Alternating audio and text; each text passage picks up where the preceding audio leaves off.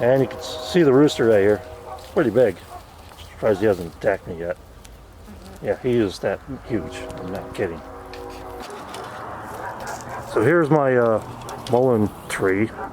This one actually put out more seeds than any of I've ever seen. They usually just have one stalk, and this one has multiple stalks and multiple seeds. I do have a bunch of mullein in the compost pile.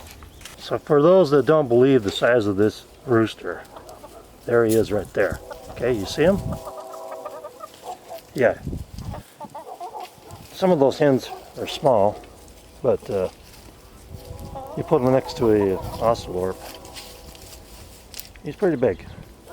And he has a pretty, you know, he already tried to spare me this morning. He's a jerk, whatever. But yeah, he is actually as big as I'm telling you he is. You look at the size of those hens versus him.